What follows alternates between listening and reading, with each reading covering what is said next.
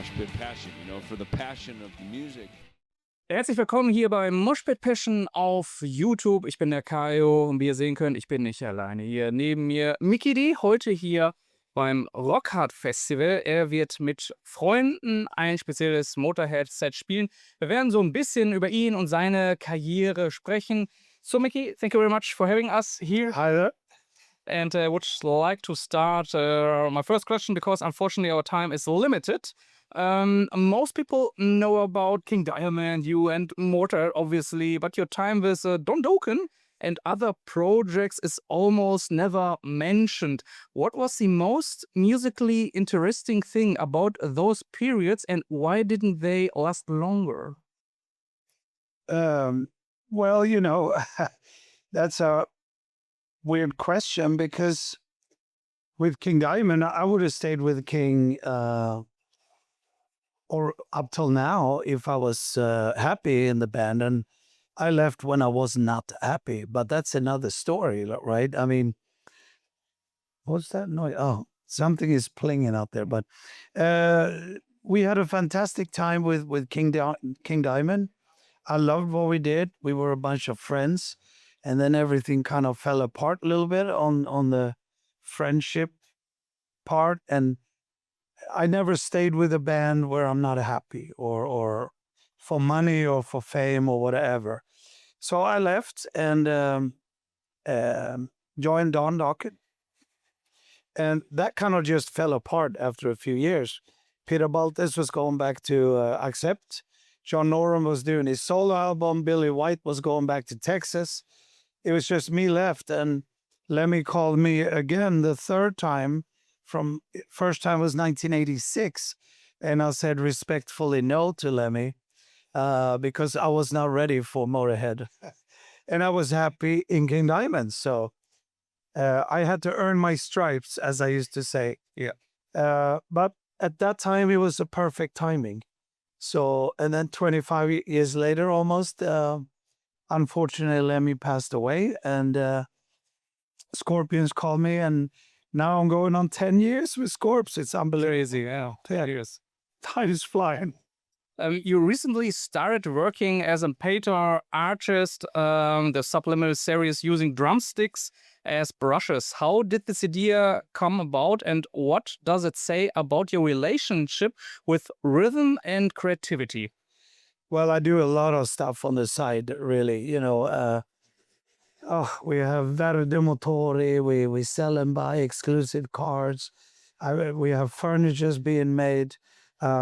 There's a lot of different businesses that I'm involved with. Hype, an app where you can create music. There's a lot of different stuff, but I need to be active, and I need to work and to do other stuff than just sit on my drum stool, and it seems to work for me. Sometimes it's a little too much. And now we started the band Lex Legion. This one. Check this band, please. And this is I explain what it is for you viewers that don't know, but it's the four of us original King Diamond guys. And La Rock, Pete Black, Hal Patino, and myself. We did them Conspiracy together in the late 80s. And then we have this singer from Norway, Nils Rue from Pagan's Mind. We released 2 videos so far, and the album is coming on June 12th. And it's going through the roof, and it's a great album. So this year we do a lot of press. We're going to have one show in Sweden on the 24th of November in Gothenburg at the film studio there. But this year is basically press and work on the second record. Great. Because I'm going to be busy with Scorpions now from June 15th and the year out. We finish off in Vegas again with the residency in October. So I'm going to be very busy here on that. And what I'm doing here is only a fun cover thing, because Scorpions like to have these longer breaks. And I have to play, or I can quit. And I have 2 friends with me, and we just do this on a club level. I mean, this is completely a cover fun thing for me to play our songs, you know. I miss them a lot, you know, but obviously a lot of people enjoy watching it, and we remind people of Motorhead and prolong the legend, you know. There will never ever be a Motorhead again, unfortunately, but I'm the last man left, you know. My brother and colleague Phil passed away a month ago, what it is, and so that's what we're doing. And I usually say no to all these festivals, but this one is an exception, and there's one more this summer, I think, when I'm off. So otherwise, it's only small clubs and just for fun, just to be active. Nice. And you answered also a lot of questions when it comes to an example of to your new project. And I met a lot of fans out there, and they were like, "Hey, we are here for Mikkey, especially for Mikkey, because they're missing obviously the Motorhead music." And I really would like to know which songs from the Motorhead's long history would you most like to play live that you never or almost never performed with Lemmy? Back at the Funny Farm from the album Another Perfect Day. I was on to Lemmy's ass all the time about that song. I said, "Lem, we got to play Back at the Funny Farm." He said, "No, I don't want to play it." He didn't want to play much from that album. I think it's one of the better albums. I love that album with Brian Robertson on that, because I can hear a little bit of Thin Lizzy in there. Yeah. Obviously. Same as people say with Lex Legion, they can hear some of the old King Diamond stuff, but that's natural because we were writing these songs in the 80s. And but Lemmy, that time with Robbo reminded him a lot about Trouble. So he wasn't too happy with that. I think he liked the album, but he just didn't want to play it. But that's one song. Okay.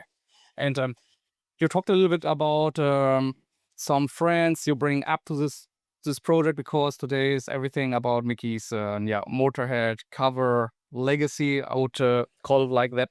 And are you consciously looking for people who have the spirit, or more for technical masters? No. Anyone you like to see really to play with? No. The two guys I play with, William and Victor, if Motorhead ever, in the earlier days, looked for a new member somehow, they will be the guys, kind of, you know, they are rock and roll. They are easygoing, very humble, and it's a complete coincidence because I won in Göteborg. I won the Drummer of the Year in Sweden 2020. And at the awards ceremony, I was asked if I could play Iron Fist with a band that was going to play there. And that was these guys.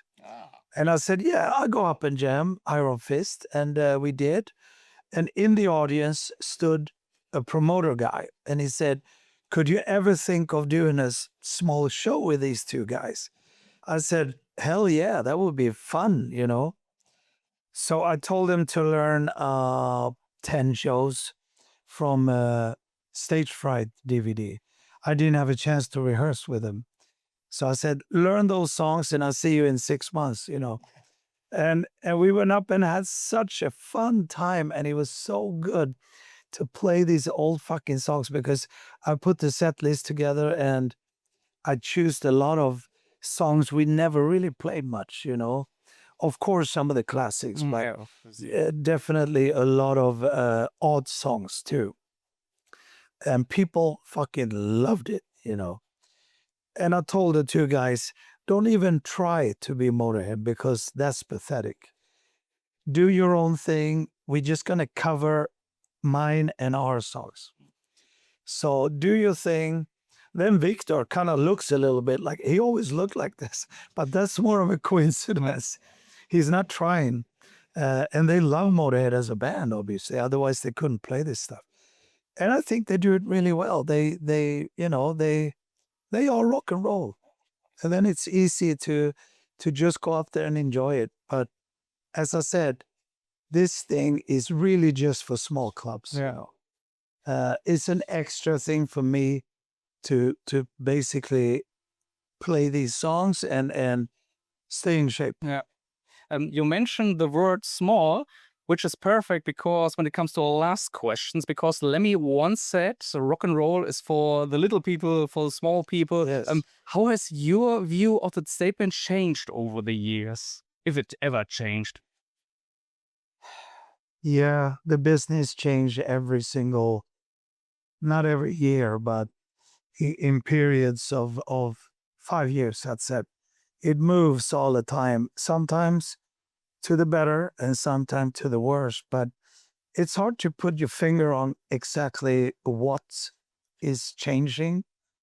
But you know, there's new bands coming up and there's new influences, but in the bottom of that big sack of fucking hard rock, speed metal, death metal, all the different rock genders that you have, the basic core is kind of the pure rock and blues hard rock. It's there.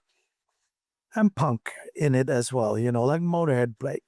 So I you know, it's hard. I can't really say exactly what the deal is, but So, Mickey, thank you very much for your time for All the right. interview. For the viewers out there, please check out Mickey's new band. I put everything down in the description. In a couple of weeks, there will be out a new record. I hope you will listen to it.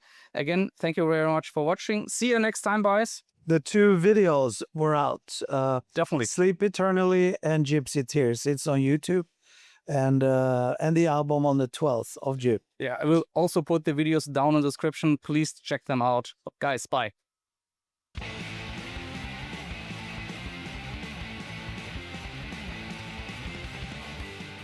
Moshpit Passion, for the passion of music.